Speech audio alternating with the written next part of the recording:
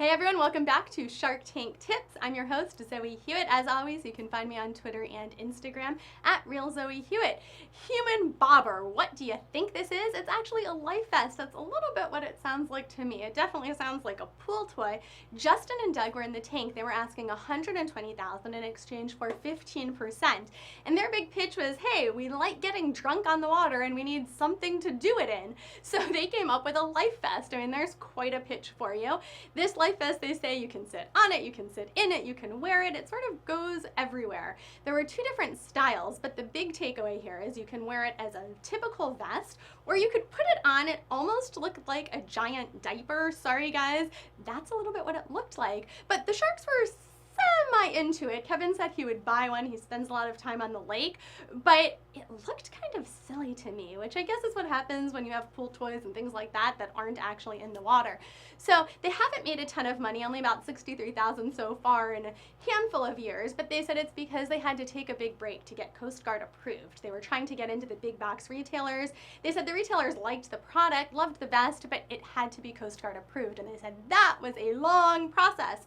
So they did go through it. They're approved by the Coast Guard now, but to tell you the truth, I just don't understand this. Like, I didn't see a big cup holder or anything, so what's the big thing? And I agree, some of the sharks said, well, it's neat, but if I already have a vest, I don't know that I'm gonna go out and buy another one.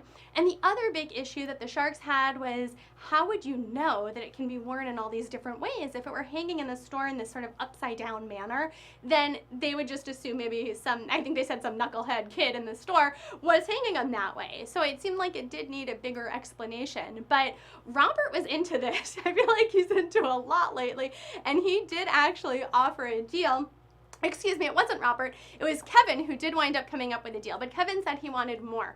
Kevin said for the $120,000, he actually wanted 33.33%, so big gulp, you would think, but then Mark jumped in and said, hey, I'll do the deal with Kevin. I've got Amazon exclusive on my side, I've got all these other things, I'll bring that to the table, I want 10%, but not putting in any money. So that's an interesting twist we have not seen on the show before. And Kevin said, of course, he's not doing it for less than 33.33. So now we're talking 43.33% for $120,000.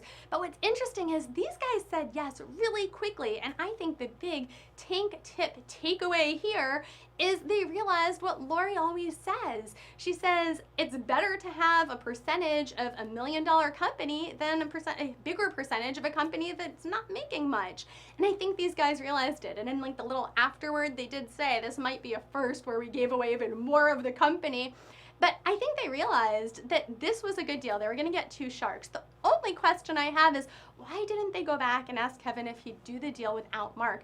Because it seems to me as much as Mark may have that Amazon exclusives deal, which he described as a special Amazon page, I have to say, I've never heard of an Amazon's exclusive page. I had no idea to go search for one, and I would assume that Kevin would have those same connections. So it did seem like they gave up a bit of their company very quickly, but that said, I think they were smart to do it. They didn't have sales. They knew they're at the beginning. Mark said the other thing he would do would get in on their accounting because he said, I've seen too many young companies. I know what work is involved. And sure enough, they asked about how their accounting is, and the guy sort of laughed and said they had a spreadsheet. So interesting, these vests are also pretty pricey. Of course, I don't know how much they compare to other vests, but one of them retails for $90. So I guess you could say it's worth putting that price tag on your life if it's Coast Guard approved and it'll keep you upright. But on the other hand, if it's really just to go drinking, do you need to spend $90?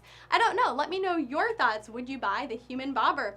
Let me know. Tweet me, send me an Instagram post at RealZoeHewitt. And until next time, bye-bye.